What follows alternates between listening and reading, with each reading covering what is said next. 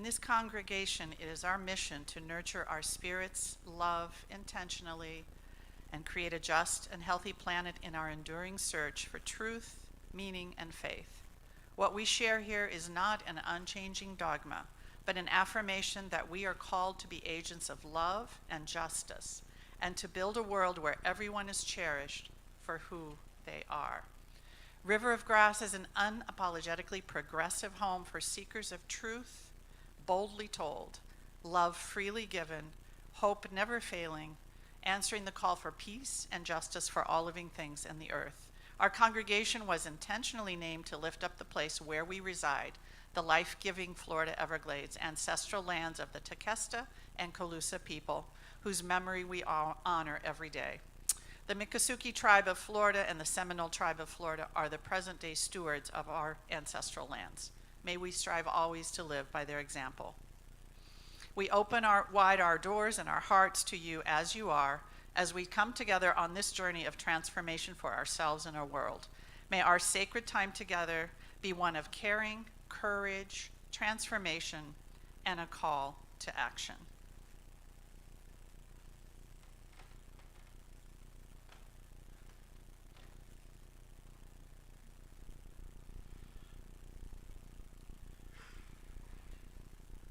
It is said that ministers are here to comfort the afflicted and afflict the comfortable.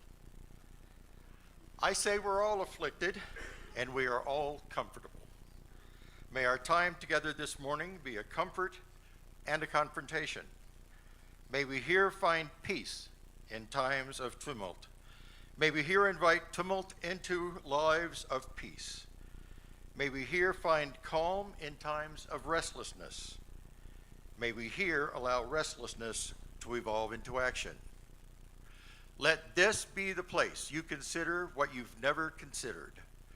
Let this be the place you imagine yourself something new and unthinkable. May this hour bring dreams of new ways of being in the world. Come, let us worship together.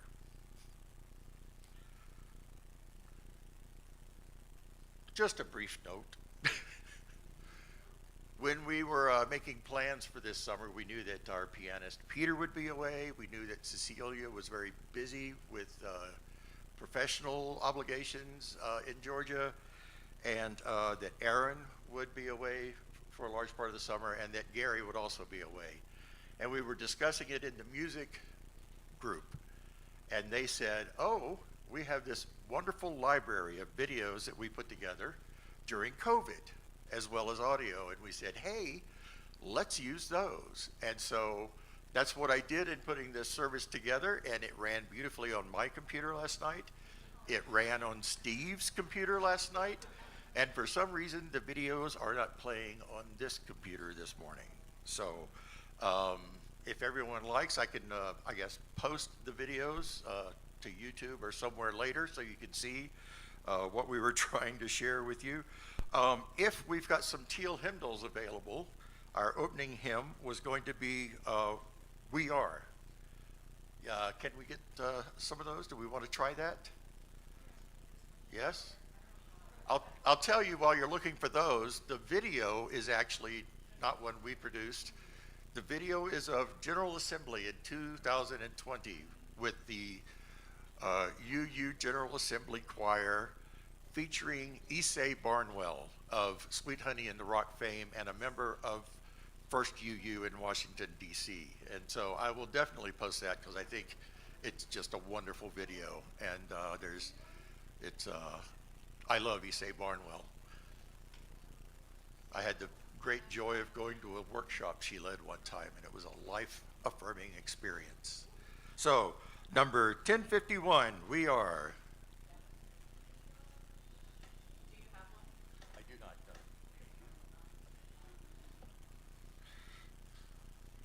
Because we are resilient, we are the river, and we flow forward.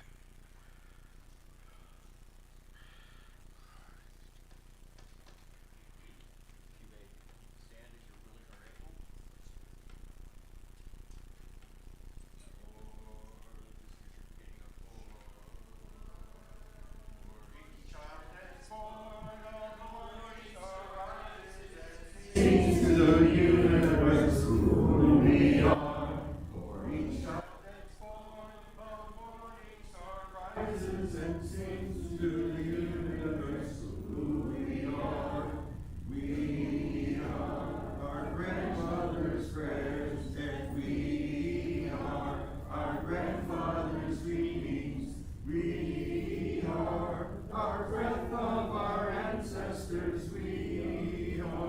the Spirit of God. We are mothers of courage and fathers of time. We are daughters of dust and sons of provision, sisters of mercy and brothers of love. We are lovers of light and the builders of nations, seekers of truth and keepers of faith. We are makers of peace and the wisdom of ages. We are our grandmother's prayers, and we are our grandfather's dreamings. We are our grandfather, our ancestors. We are the Spirit of God.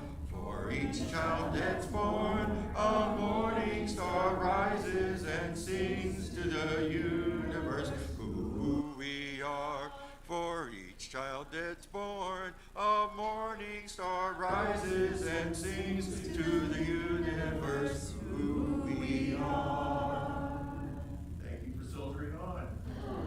Nothing like starting with a really easy song to sing. Well, it was going to be led by Issei Barnwood. It's a beautiful, beautiful song. The flaming chalice is the symbol of our Unitarian Universalist tradition, a beacon of religious liberty shining through generations and now ours to hold high. This morning, as we light our chalice, let us join our voices together with these words by Adam Slate. When the great mosaic of humanity is treated with respect and dignity, when no person is threatened by hunger or war, when we have extended hospitality to the stranger and tended to the sick, when equity and justice reign everywhere, then we shall all be free. We light this flame to hold that moment in our spirit and in our minds until we make it real. And in the light of love, let us renew our covenant as we say together, love is the spirit of this congregation, and service is its law. This is our great covenant, to dwell together in peace, to seek truth in love, and to help one another. El amor es el espíritu de esta congregación y el servicio su ley principal. Esta es nuestra gran promesa, vivir juntos en paz, buscar la verdad a través del amor y ayudarnos mutuamente. Thank you. And at this point, we were going to show the birthday video. So it will be delayed one more week, but everybody who's celebrating a birthday in July, oh my goodness, never mind.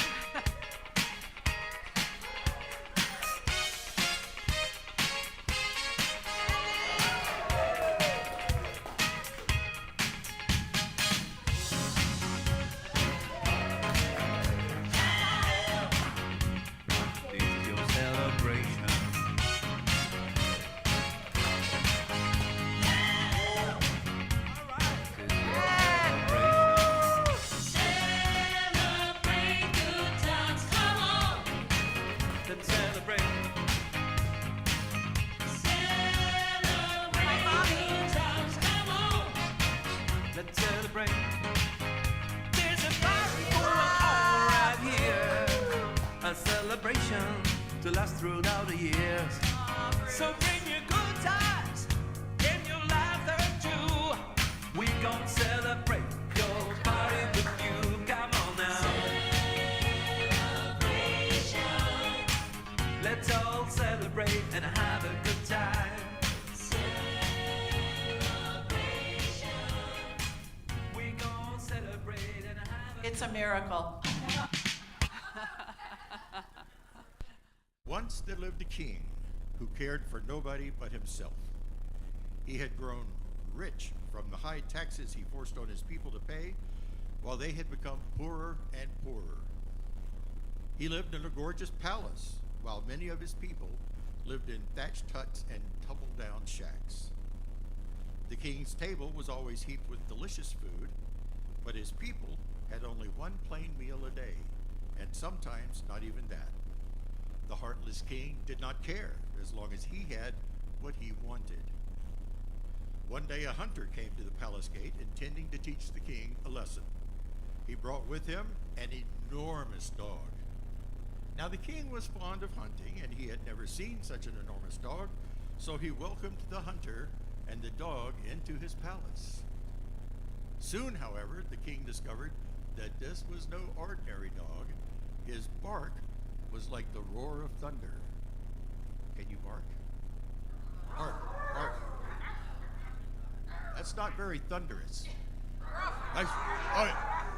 Much better. Much better, much better. So every time we hear that the dog barks, I want you to bark for me. Every time the dog barked, the walls of the palace shook and everyone was frightened. And the dog barked all the time. Finally, the king sent for the hunter and asked him why the dog barked so much. Yes, indeed. The dog is hungry, the hunter answered. So the king ordered a big plate full of meat for the dog, and in almost no time, the dog had licked at the plate clean, and right away, it started barking again. Yes, the king ordered more food for the dog, and the servants scurried back and forth with plate after plate heaped with meat. But the dog could not be satisfied. As soon as each plate was emptied, it began barking. Again, the king sent for the hunter. This time he said, "You and your dog must leave the palace at once. This noise is deafening." "Your Majesty," replied the hunter, "we have been sent by one greater than you are.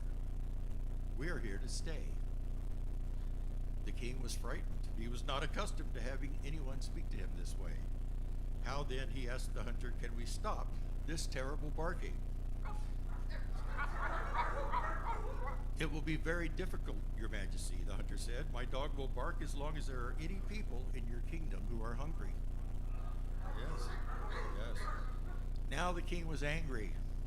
It had never occurred to them that he was doing anything wrong, or that a king should care about anyone besides himself.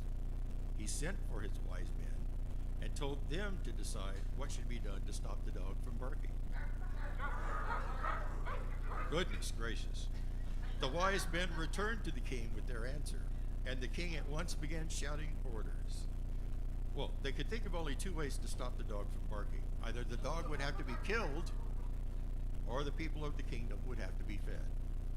They remembered that the hunter and his dog had been sent by one more powerful than the king himself, and nobody was willing to risk killing the dog. That left only one thing to do. The people must be fed. Nobody in the entire kingdom must ever go hungry. Now the king did not like this answer. He had to shout, in fact, in order to be heard above the constant barking of the hunter's dog. "Put all the servants to work at once," he shouted. "Go to the storerooms and take all the bags of food you can find. Pile them high on carts. Take the meat from my cupboards and the fruit and vegetables from my gardens. Load them on wagons and send them out to all the towns and villages in my kingdom. Find all the people who are hungry and give them food until not a single hungry man, woman, or child is left in the land." The wise men hurried off with the king's orders, and soon there was a great bustling and shouting and laughing in the palace. The servants made such a cheerful noise that they almost drowned out the barking of the dog. Soon a long line of carts piled high with food rolled out through the palace gates. All that day and for many days afterwards, the loaded carts rolled out into the countryside until food had been taken to every single person who was hungry. At last the day came when the dog stopped barking. He stopped. And quietly lay down beside the king's chair. The peace was wonderful. The king and the wise men and the servants were all happy with what they had done. And throughout the kingdom, people were well fed and contented. The heartless king had learned his lesson. And the dog stayed, just in case.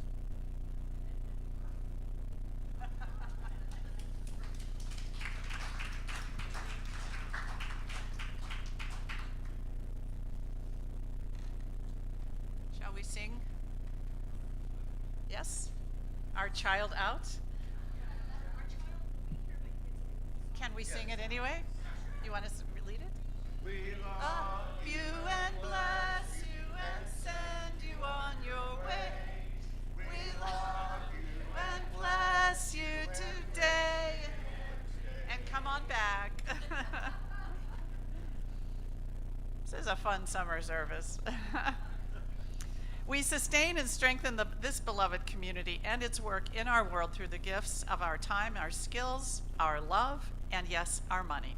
Every Sunday, 50% of what we collect in our undesignated offerings goes to LifeNet for Families, which, as you all know, provides meals, clothing, and support for those in need right here in Broward County. And the remainder supports our mission and ministry at River of Grass. Ushers, if you would please come forward to receive the offering. Or you may scan the QR code or text to the number on your screen. And there are also other ways to donate on our website.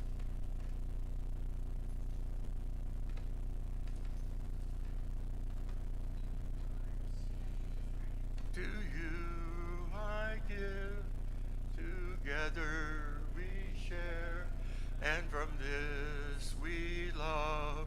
From you I receive, to you I give, together we share, and from this we love. From you I receive, to you I give, together we share, and from this we love.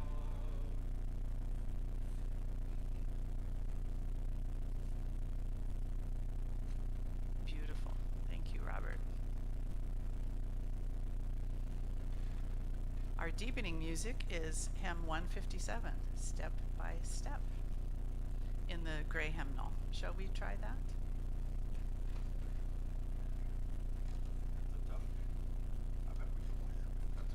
Okay, that is a step too far. We will. Step by step, the longest march can be won, can be won. Many stones can form an arch, singly none, singly none. And by union what we will can be accomplished still. Drops of water turn the mill, singly none, singly none. Step by step, the longest march can be won, can be won. Many stones can form an arch, singly none, singly none. And by union what we will can be accomplished still. Drops of water turn the mill, singly none, singly none. Step by step, the longest march can be won, can be won. Many stones can form an arch, singly none, singly none. And by union what we will can be accomplished still.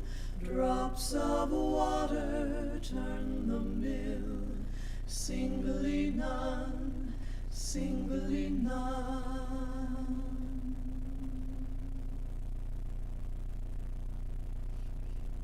How beautiful to have Rev. Amy's voice. Beautiful song.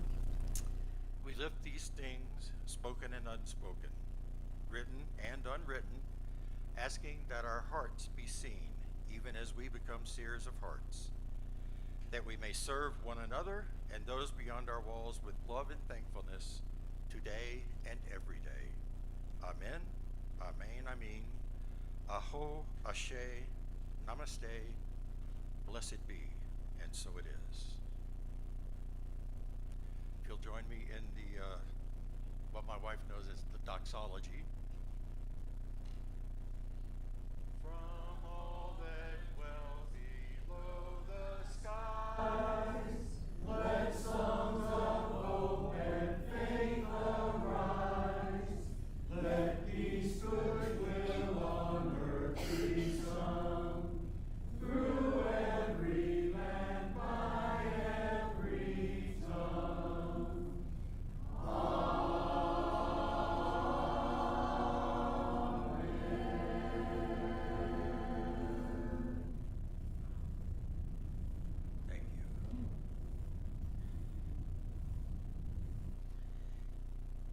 Each week at River of Grass, to better know ourselves and our faith as Unitarian Universalists, we consider those among us who made history and those who are making history as we speak. Our heritage this morning is the 1961 General Assembly. The UUA passed its first resolution on the rights of migrant workers in 1961 and actively supported the United Farm Workers campaigns in the 1970s. Then, building on the 1980s sanctuary movement, many UU congregations continue to provide physical sanctuary to targeted, undocumented families, supply mutual aid, and offer support through interfaith teams. Across the U.S., local UU fellowships organize direct assistance for migrant laborers, such as packing welcome bags with essential supplies, translation services, and hosting vigils to raise awareness. Rooted in interfaith coalitions, UU's historically supported figures like Cesar Chavez and helped found this organization to advocate for better wages, health, and housing for farm workers. This is our heritage.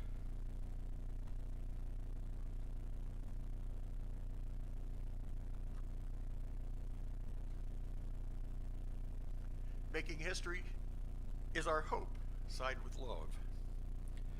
Side with Love is organized with love at the center, not love as sentiment, but love as strategy, ethic, and spiritual practice. Love that is bold enough to confront systems of oppression and grounded enough to sustain the long work of building something better. Their and our work is rooted in the conviction that every person has inherent worth and dignity, and that all life is bound together in sacred interdependence. From that foundation, we equip individuals, congregations, and communities to live their faith in public, developing leaders, deepening political education, building collective power, and acting in deep solidarity with frontline movements. It doesn't just respond to crises, but organizes toward a vision, a world where all people are free and thriving, all bodies are sacred, and communities are grounded in care, equity, and collective liberation. We root that vision in joy, spiritual nourishment, and the liberatory dreaming our faith calls us to practice. Through campaigns, organizing programs, and moving partnerships, Side with Love accompanies communities across the country as they move from values to action, faithfully, strategically, and together. This is not simply advocacy, it is a way of being in the world. Side with Love current campaigns are focused on bodily autonomy, climate justice, congregational organizing, decriminalization and immigrant justice, and democracy. This is our hope.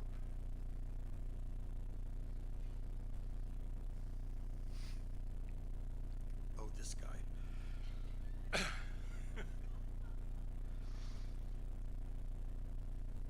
The Unitarian Universalist General Assembly of 2025 introduced the theme of Meet the Moment to the over 3,000 attendees, and as ground-shaking world events unfolded around them, Unitarian Universalists were called upon to meet the moment in real time. On their first day, the UU moved quickly to condemn the Supreme Court's decision to curtail the rights of transgender people.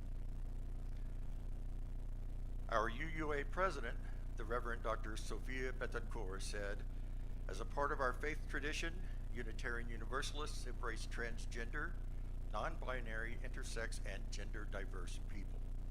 This is a central expression of our faith."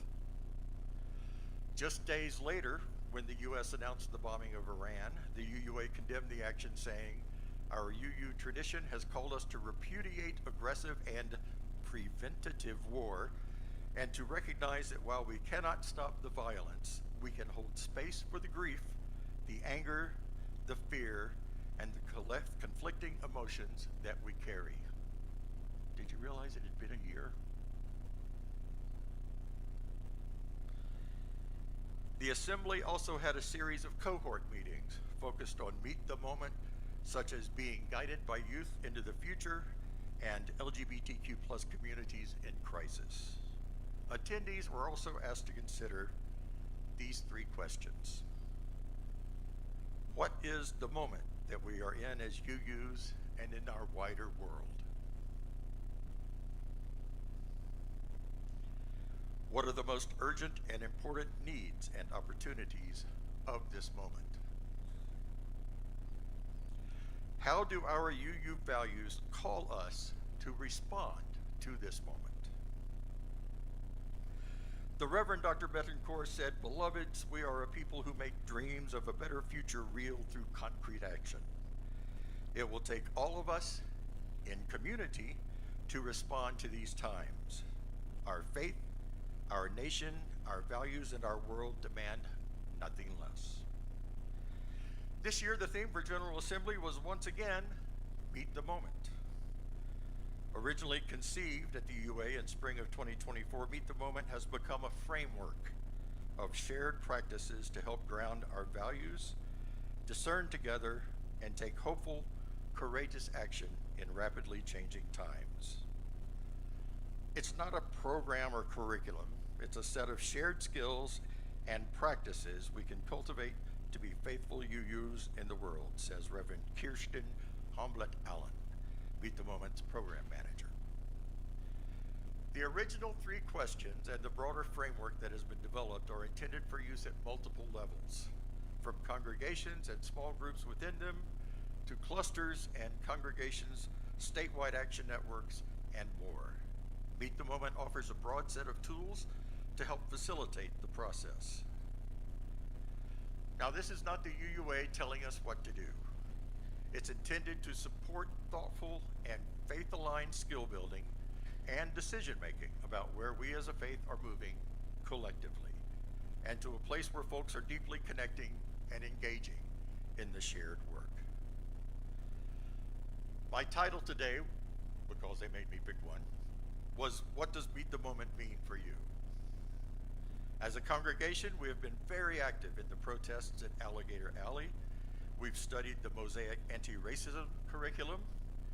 We are in relationship with LifeNet for Families, which provides essential homelessness support, hunger assistance, and innovative solutions for individuals and families in need. Some of our co-religionists in the area have been active in Blue, or Black Lives Unitarian Universalists. Our congregation in Fort Lauderdale is active in Bold Justice, which succeeded in getting Broward Sheriff's Department to agree to issue civil citations rather than making arrests for juveniles who commit misdemeanors, meaning that those youth will not have a criminal record following them. And they've recently added some classes of offense for adults as well. I'll tell you where my heart lies. As you look at the history of my father's family, you can follow their progress from Ireland through the southern states as farm laborers, or in lucky generations, farm owners, also laborers, one state at a time, one generation at a time, steadily marching westwards. My father's parents worked a sharecropper farm, and he was sawing pulpwood for the paper industry from the time he was 12 years old. In my generation, you see an explosive diaspora around the surrounding states after college, mostly to get away from farm country. And yet, there are still farmers in the family. In college, my friend Santiago Villarreal and I spent time swapping stories. And Santiago is Mexican-American and Navajo. His father was a fourth-generation migrant strawberry picker in Northern California, Oregon, and Washington State. He worked long, brutal days so that Santiago could have other options. So when I was attending my very first GA and discovered the booth for the National Farm Worker Ministry, I was fascinated and stopped to learn more. The NFWM is an interfaith U.S. organization dedicated to educating, equipping, and mobilizing people of faith to act alongside farm workers to seek justice for their working conditions. And yes, they've been active in California, in Florida, and all over the country. Here in Florida, UUs have historically supported and actively fundraised for worker-led movements like the Coalition of Immokalee Workers. People in community are making a difference. UUs are making a difference. If you Google Meet the Moment UUA, you will reach a web page that looks something like this. And the next one. You'll notice the facilitations there at the top. Those are 3 90-minute starter facilitations to get you in to Meet the Moment if your congregation is interested. It's a great place for idea shopping. If that's not enough, there are 15 pages of affiliated groups to be found on uua.org, many of which are social justice related. Here are just 5 of them. Next, please. Next. Here we go. Side with Love, the official UUA organizing strategy team that organizes campaigns on democracy, LGBTQ plus equity, and racial justice. Unitarian Universalists for Social Justice, the UUSJ, a Washington, D.C. based action network that lobbies Congress on issues like immigration, Medicare for All, and climate. The Unitarian Universalist Service Committee, an independent human rights organization founded in World War II, focused on humanitarian crises, forced migration, and global grassroots advocacy. Black Lives of Unitarian Universalism, an organization providing resources and spiritual support for Black UUs. And DRUM, Diverse and Revolutionary Unitarian Universalist Multicultural Ministries, an anti-racist collective and people of color ministry. And here in Florida, we have the UU Justice Network. You can request to be on their email list and to stay up on UU Justice actions underway in our state. That's UU Justice Florida Network. This church has made LifeNet for Families a social justice focus. Every Sunday, part of our collection goes to them. But have we asked them, what are the items you're most in need of on a regular basis? I bet they'd give us a list. Rev Nick will come to us with his own social justice passions, his own priorities, and it's up to us to give him a welcome seat at the table. Thank you. Our closing music is There Is More Love with music by the River of Grass Choir. Please rise in body or spirit and join them in singing together if we're lucky. Hot dog.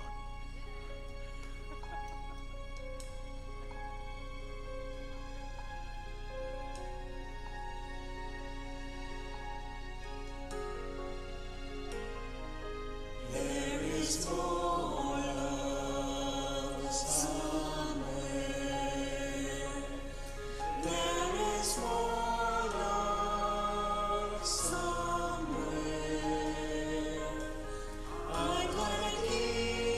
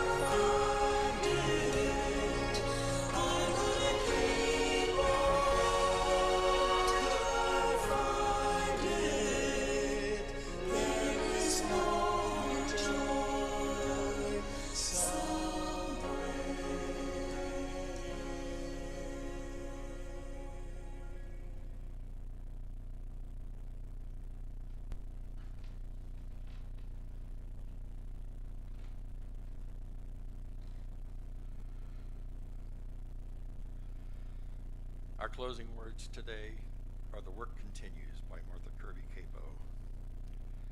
Our time together is finished, but our work is not yet done. May our spirits be renewed and our purpose resolved as we meet the challenges of the week to come. The chalice flame we will extinguish until once again ignited by the strength of our communion. Go now in peace. In a few minutes.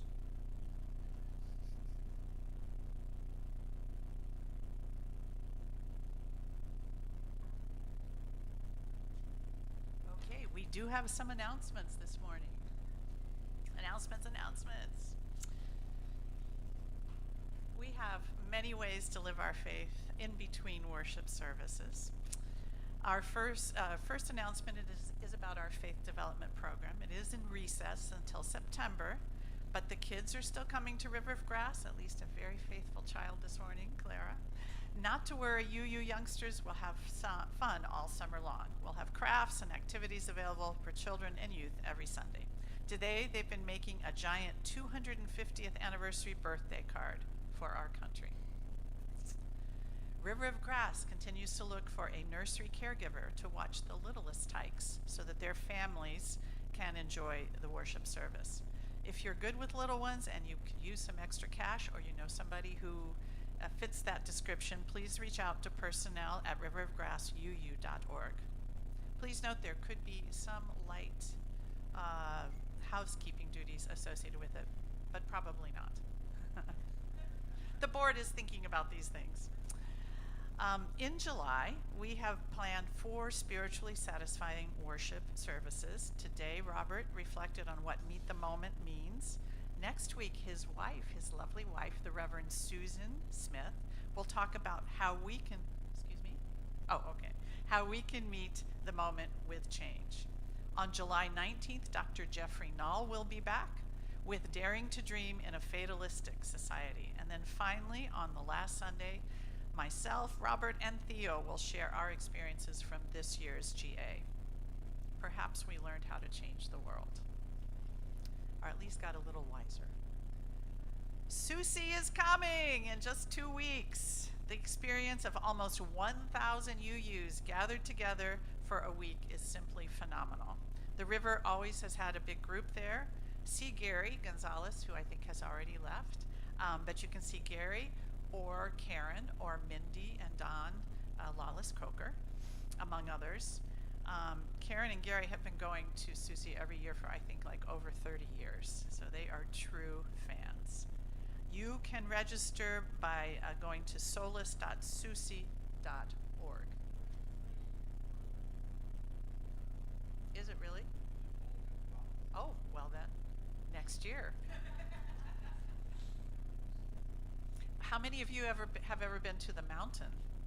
It's a fantastic retreat center on top of a mountain in the forest where you can experience what summer camp truly is.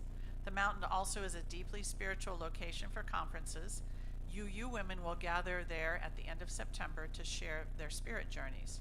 So for more information, you can go to www.themountainrlc.org. And now I'd like to invite you all to please stay for hospitality with coffee, great snacks, and even better company. So please do stay. In these changing times, let us be all the more vigilant to hold before us a vision of our world transformed and dare to transform ourselves to make it so. Until we meet again, shine on.